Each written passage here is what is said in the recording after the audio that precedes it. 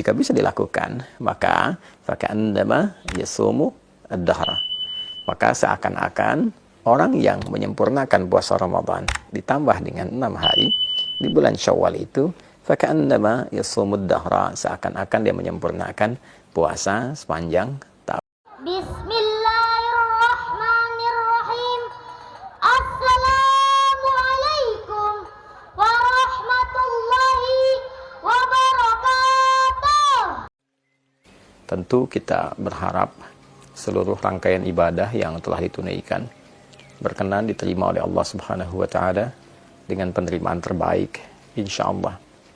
Semoga Allah mengampuni seluruh dosa-dosa kita, memaafkan kesalahan kita, mengabulkan doa-doa kita, dan menaikkan derajat kita dari sekedar hamba Allah yang beriman menjadi hamba Allah yang bertakwa.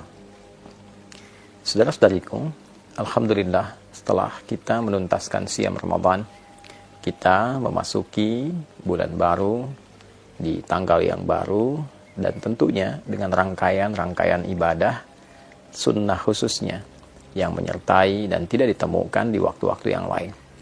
Syawal adalah bulan spesial. Saat hari pertamanya, selain melepaskan kita dengan rangkaian ibadah Ramadan, juga menghadirkan rangkaian ibadah sunnah-sunnah yang hanya ditunaikan di waktu itu saja. Mulai dari sholat Idul Fitri di hari yang pertama, memperbanyak takbir, membangun dan mengeratkan silaturahim, dan disusul pada hari-hari berikutnya dengan menu-menu sunnah yang tentu melahirkan keistimewaan yang tidak sama dengan waktu-waktu lainnya. Alhamdulillah, ada satu informasi penting yang disampaikan oleh sahabat Abu Ayyub Al-Ansari radhiyallahu ta'ala anhu, yang informasi ini dirangkum oleh Imam Muslim rahimahullah dalam kitab beliau Sahih Muslim nomor hadis 1164. Informasi ini bersambung hingga ke Rasulullah SAW saat beliau bersabda, "Man shoma Ramadana wa atba'ahu sittan min Syawal faka'annama yasumud dahra." Siapapun yang menunaikan puasa Ramadan, ingat, puasanya dirangkaikan dengan apa? Ramadan. Man shoma Ramadana. Siapapun yang menunaikan puasa Ramadan, thumma atba'ahu sittan min Syawal, lalu diikuti dengan menunaikan puasa sunnah di bulan Syawal sebanyak 6 hari. Nah, 6 hari ini bisa dilakukan berturut-turut. Misal, Anda memulai, misalnya ada yang bahkan sudah di hari ini, di hari Senin, ada yang memulai di hari Selasa atau Rabu misalnya. Silahkan, bisa dilakukan berturut-turut. Kalau Anda mulai di hari Senin, saat ini sudah dilakukan misalnya, alhamdulillah, maka Senin, Selasa, Rabu, Kamis, Jumat, Sabtu. Ada yang melakukan di hari Selasa misalnya, ya, bisa Anda lakukan di Selasa, Rabu, Kamis, Jumat, Sabtu, Ahad. Ini yang berturut-turut. Tapi kalau Anda pun menginginkan waktunya terpisah karena ada kegiatan-kegiatan lain yang tidak bisa ditinggalkan, misalnya membangun silaturahim, ada acara halal bihalal yang mempertemukan banyak kalangan untuk mengeratkan kembali silaturahim, membangun ibadah sosial yang tingkatannya juga cukup tinggi, maka boleh dijeda yang kemudian Anda bisa dilakukan, misalnya kesempurnaannya sampai bahkan terbentang di akhir Syawal. Jadi jika Anda memulai misal di tanggal yang ketiga, maka 3, 4, 5. Saat tanggal 5 ini misalnya ada satu undangan khusus yang tidak bisa Anda hindari, dan untuk menghormati itu ada hidangan-hidangan yang dapat dinikmati bersama. Maka Anda bisa jeda dulu, lalu Anda lanjutkan di tanggal yang berikutnya. 5 misalnya jeda, 6, 7, 8, dan seterusnya sampai 6 hari. Atau juga mungkin di sela-sela itu ada yang terjeda, ya, yang penting Anda mengambil, tidak harus berurutan, ya, berurutan tadi dilakukan baik, tidak berurutan pun tidak ada masalah. 6 hari itu. Jika bisa dilakukan, maka faka'annama yasumu ad-dahra.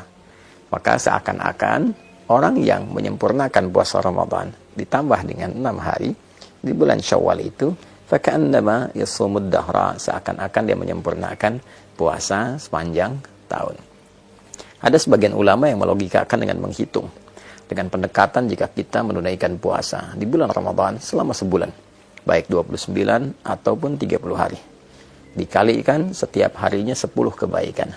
Dasar hukum 10 itu bisa diambil misalnya di Al-Quran surah yang ke-6 Al-An'am ayat 160. Man jaa'a bil hasanati falahu asyru amsalihha. Siapapun yang menunaikan perbuatan baik yang bernilai ibadah, maka dia mendapatkan padanan pahala. Setiap ibadah itu setidaknya 10 kebaikan. Ya. Jadi kalau satu pekerjaan baik, nilainya paling sederhananya, paling kecilnya ada 10, maka dikalikan dengan 10 itu. 29 atau 30 hari dikalikan 10. Maka didapatkan 290 atau 300. Lalu 6 dikalikan dengan 10, maka didapati 60. Jika Anda jumlahkan 290 tambah 60, ambil yang paling terkecil ya misalnya, maka mendapatkan 350. 350 ini kalau pendekatannya bulan Hijriyah, bukankah sangat mendekati hitungan setahun secara umum ya? Ya kan? 350 sekian. Ya, kan orang Arab suka membulatkan itu. Kalau ada 42 disebut al-arba'in. Ya demikian, ketika Anda misalnya menunaikan 30, dikalikan 10, 300 tambah 60, 360 ya. Nah, kalaupun dihitung menggunakan pendekatan Hijriyah ataupun pendekatan Masehi, tentu ini secara umumnya dinilai sebagai bilangan setahun penuh. Nah, itu yang dimaksudkan. Nah, yang kedua, ada yang sangat menarik. Orang-orang yang konsisten menunaikan ibadah Ramadannya, lalu dia menyempurnakan ibadah Ramadan itu dengan bersyukur kepada Allah Subhanahu wa taala. Walitukabbirullaha ala ma hadakum wa la'allakum tashkurun, dengan meningkatkan ibadahnya. Jadi syukur ketika diberikan kemampuan untuk meningkat ibadah saat Ramadan adalah berupaya menjaga ritme ibadah itu sehingga tetap berjalan baik pasca Ramadan. Walaupun mungkin tidak seoptimal Ramadan karena keadaannya tentu tidak sama. Tapi kita bisa bandingkan dengan yang sebelum Ramadan. Jika sebelum Ramadan mengajinya hanya 3 ayat, maka pasca Ramadan misal kita dapati 1 halaman, kita dapati 1 lembar. Lalu itu terjaga. Lalu ditunjukkan juga dengan kita berkomitmen meningkatkan ibadah seperti puasanya. Dan diawali dengan puasa apa? Sunnah. Di bulan apa? Syawal. Nah, itu yang mahal. Itu yang mahal. Jadi poinnya adalah ketika kita mampu mensyukuri nikmat menunaikan ibadah Ramadan dan mampu mengaktualisasikan semua nikmat itu dengan meneruskan secara konsisten ibadah-ibadah kita dalam rangka syukur kepada Allah, itu yang diapresiasi tinggi oleh Allah Subhanahu wa taala. Sehingga nilai puasa kita bukan terbatas di Ramadan, tapi seakan-akan setiap waktu terjaga sampai ketemu Ramadan kembali. Itu esensinya. Jadi bukan sekedar tambah 6 dihitung, apalagi kalau menggunakan satu pendekatan yang tidak keren. Karena ada perbedaan 29-30, maka saling memperbincangkan ini yang sempurna, ini yang setahun, yang tidak. Bukan. Esensinya bukan itu. Esensinya bagaimana kita bisa menjaga spirit Ramadan kita sehingga berlangsung secara kontinu sampai dengan akhir di bulan Ramadan itu, terus berlanjut 11 bulan berikutnya sehingga terjaga kondisi spiritualitas kita seakan-akan kita dalam kondisi puasa selama setahun. Itu poinnya ya. Jadi memahami makna secara real, memahami lafzi tadi, memahami makna secara kontekstual. Ada yang tekstual, ada yang kontekstual. Kalau kita padukan keduanya secara tekstual, pahalanya seakan-akan didapati selama setahun.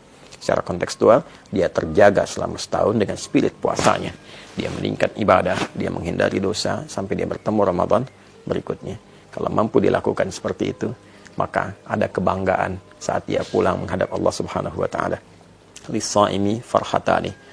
Ada 2 kebahagiaan, kebanggaan bagi orang yang telah menunaikan puasa. Farhatun 'inda yuftir. Maka kebahagiaan pertama ketika dia tengah berbuka, saat dia puncaknya memasuki Idul Fitri. Dan yang kedua, saat ia menghadap kepada Rabb-nya, membawa pahala puasanya karena berhasil menaklukkan nafsunya dan berhasil menjaga ritme puasanya dalam kondisi spiritual yang baik sampai di ujung wafatnya.